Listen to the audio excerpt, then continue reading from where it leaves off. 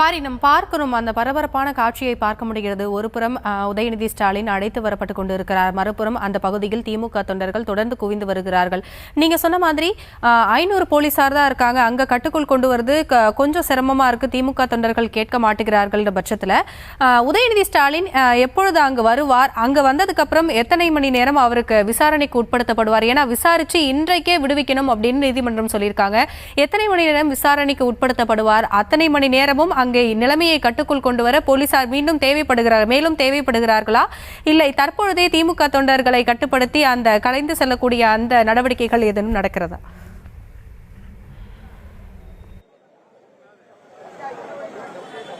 இல்லை, இப்போதே காவல்துறையினர் நேரடியாக அவர்கிட்ட கூறும் பொழுது, நீங்கள் இங்கே கலைந்து செல்லுங்கள் என்று கூறும் பொழுது அவர்கள் என்ன சொல்கிறார்கள், நாங்கள் பார்க்காத ஜெயிலா என்றெல்லாம் கூட காவல்துறையினுடைய வசனங்கள் பேசி வருவதை நாம் பார்க்கிறோம்.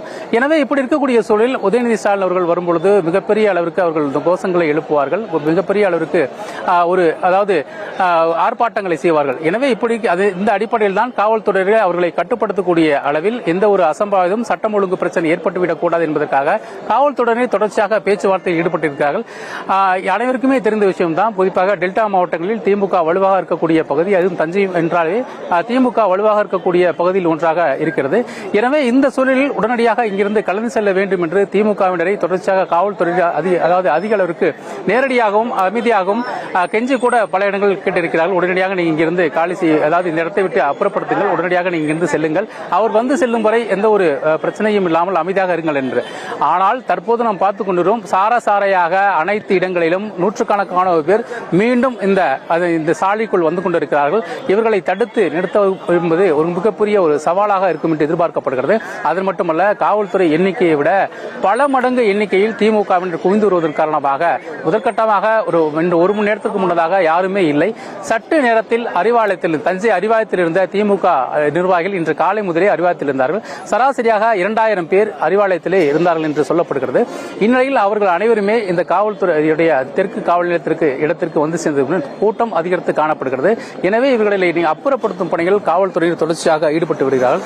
மேலும் தொடர்ச்சியாக இங்க இருக்கக்கூடிய சாலைகள் எல்லாம் கட்டுப்படுத்தி அனைத்து இடங்களுமே சாலைகள் முழுமையாக கட்டுப்படுத்தி, குறிப்பாக நான் பார்க்கக்கூடிய இந்த சாலை என்பது தஞ்சை பழைய பேருந்து நிலையம் புதிய பேருந்து நிலையத்தை இணைக்கக்கூடிய ஒரு சாலையாகும். அதன் மட்டும் பெரிய கோயில் உள்ளிட்ட பல்வேறு இடங்களுக்கு இந்த சாலையை தான் பயன்படுத்துவார்கள். எனவே அந்த சேலையை குறிப்பாக அந்த சாலையை தான் காவல்துறை இன்று மதியத்திலிருந்தே முழுமையாக பூட்டி இந்த சாலையின் வழியாக பொது மக்களுடைய போக்குவரத்திற்கு தடை செய்தார்கள்.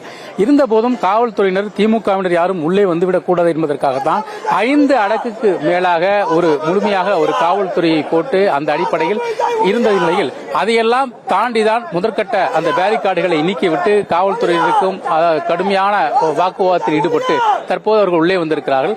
அது மட்டுமல்ல, சாலையை நிரப்பியவாறு 5000த்திற்கும் மேற்பட்டோர் திமுகவினர் இங்கு கூண்டிருப்பதன் காரணமாக ஒருவேளை உதயநிதி ஸ்டாலின் அவர்கள் வரும்போது ஏதேனும் அசம்பாவிதம் ஏற்பட்டு விடுவதற்கான வாய்ப்புகள் இருக்கிறது. என்றால் தற்போதே அவர்கள் கோபத்தில் பேசிக் கொண்டிருக்கிறார்கள். இன்று காலையே பல போராட்டங்கள் நடைபெற்றன.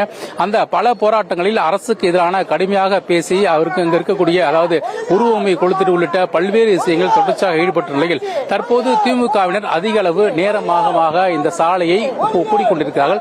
இது ஒரு சட்டம் ஒழுங்கிற்கு ஒரு பதட்டமான ஒரு சூழலை உருவாக்குது என்பது பார்த்துக் கொண்டிருக்கிறோம். குறிப்பாக இந்த கூட்டத்தை அப்புறப்படுத்தவில்லை என்றால் ஒருவேளை சட்டம் ஒழுங்குக்கு ஒரு அசாதாரண சூழல் ஏற்படக்கூடிய ஒரு அபாயம் இருக்கிறது. எனவே இதன் காரணமாகத்தான் இன்று காலை இந்த மதியத்திலிருந்து இங்க இருக்கக்கூடிய கடைகள் எல்லாம் காலி செய்து விட்டார்கள். குறிப்பாக தஞ்சையில் இருக்கக்கூடிய பள்ளி கல்லூரிகளுக்கெல்லாம் கூட மதியத்திலிருந்து விடுமுறை அளித்து அவர்களை மாணவரை வீட்டுக்கு அனுப்பக்கூடிய சூழலை நாம் பார்த்தோம். எனவே அப்படி இருக்கக்கூடிய சூழலில் தஞ்சை வந்த உதயநிதி அமைதியாக செல்ல வேண்டும் என்று காவல்துறையில் தொடர்ச்சியாக திமுகவினர் கோரிக்கை வைத்து வருகிறார்கள்.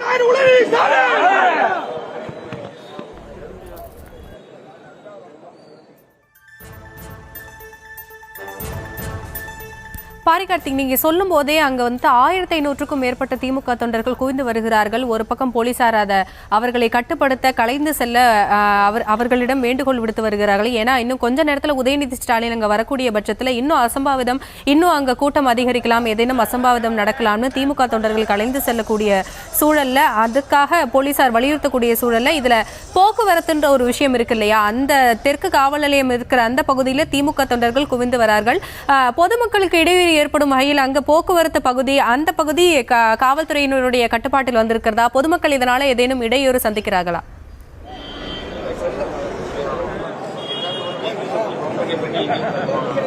இந்த பகுதியை பொறுத்தவரைக்கும் நகரின் ஒரு முக்கியமான பகுதியாக பார்க்கப்படுகிறது. குறிப்பாக இந்த பேருந்து நிலையத்திற்கு, பழைய பேருந்து நிலையம், புதிய பேருந்து நிலையத்திற்கு செல்லக்கூடியவர்கள் எல்லாம் இந்த வழியாகத்தான் செல்வார்கள். இருந்த போதும் தஞ்சையை ரயிலடியை சுற்றி, அதாவது இந்த சாலையை பயன்படுத்தாதவர்கள் ரயிலடியை சுற்றி அந்த பாதையை பயன்படுத்துவதன் காரணமாக பொதுமக்களுக்கு பெரிய அளவுக்கு இடைஞ்சல் இருக்காது. குறிப்பாக தஞ்சையை பொறுத்தவரைக்கும் ஒரு சிறிய நகரம்தான். இங்கு பெரிய அளவிற்கு போக்குவரத்து சிக்கல் ஏற்படுவதற்கான ஒரு காரணம் அமைவதற்கான வாய்ப்புகள் இல்லை. எனவே இதற்கு பதிலாக ஒரு மாற்று வழி, இந்த சாலையை பயன்படுத்தக்கூடிய அனைத்து வாகனங்களும் ரயிலடியை சுற்றி செல்கிறது. எனவே போக்குவரத்துக்கு மிகப்பெரிய ஒரு பாதிப்பு இல்லை. இருந்த போதும் இந்த பக்கம் அலுவலகமோ முக்கியமான கல்வி நிலையங்களோ இல்லை. இந்த சாலையை பொறுத்த வரைக்கும் அரசு அலுவலகங்கள் தான், காவல்துறை அலுவலகங்கள் உள்ளிட்ட அரசு அலுவலகம் தான் இருக்கிறது. எனவே பெரிய அளவிற்கு பாதிப்பு எதுவும் ஏற்படுவதற்கான சாத்தியக்கூறுகள் இல்லை. இருந்த போதும் நகரினுடைய முக்கியமான மையப்பகுதியாக இருக்கக்கூடிய இந்த சாலை தற்போது காவல்துறையினுடைய கட்டுப்பாட்டில் வைத்து இங்கு இருக்கக்கூடிய பொதுமக்கள் யாரும் உள்ளே செல்ல முடியாத ஒரு சூழல் இருக்கிறது. அதே நேரம் இது ஒரு முக்கியமான சாலை என்பதால் இங்கு ஏதும் அசம்பாவிதம் ஏற்பட்டுவிடக்கூடாது என்பதற்காக தான் காவல்துறையில் தொடர்ச்சியாக அவர்களிடம் இந்த பேச்சுவார்த்தையில் ஈடுபட்டிருக்கிறார்கள்.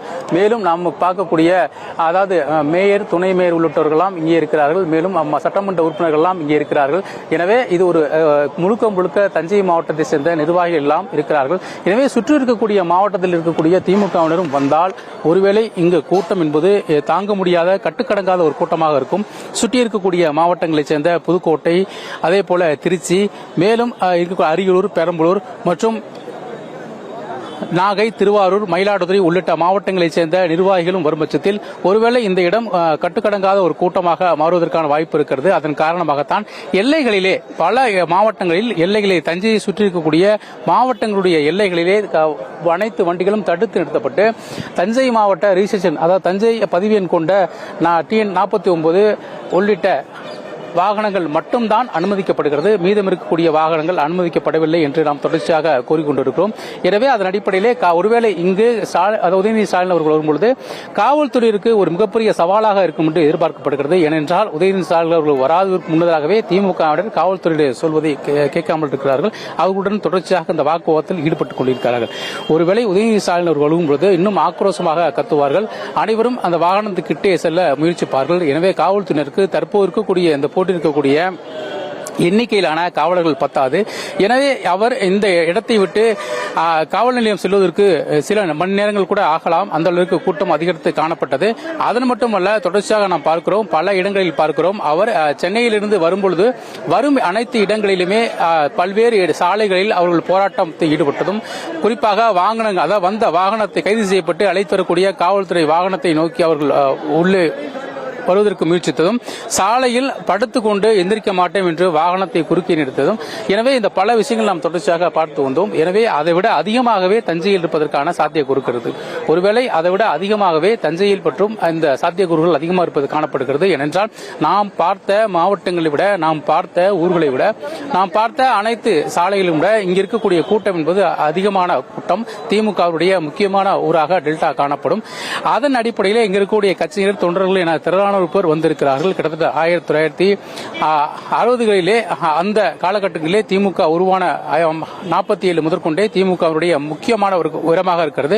எனவே அந்த அடிப்படையில் திமுகவினுடைய ஒரு முக்கியமான கோட்டையாக கருதப்படும் தஞ்சையில் தற்போது திமுகவினர் அதிக அளவு தங்களுடைய தலைவரை பார்க்க கைது செய்யப்பட்டு வரக்கூடிய உதயநிதி ஸ்டாலின் அவர்களை பார்ப்பதற்காக குவிந்தவண்ணம் இருக்கிறார்கள். எனவே எந்த ஒரு அசம்பாவிதம் ஏற்பட்டுவிடக்கூடாது என்பதற்காக உதயநிதி ஸ்டாலின் அவர்கள் அமைதியாக வந்துவிட்டு விசாரணை முடித்துக் கொண்டு அவர் இங்கிருந்து திருச்சி செல்கிறார். எனவே வரும் வரையில் அவருடைய எந்த ஒரு அசம்பாவிதம் ஏற்பட்டுவிடக்கூடாது என்பதற்காக காவல்துறையில் தொடர்ச்சியாக திமுக தொண்டர்களுடன் பேச்சுவார்த்தை நடத்தி வருகிறார்கள். அப்போதும் கூட திமுகவினர் இங்கிருந்து கலந்து செல்வதாக இல்லை.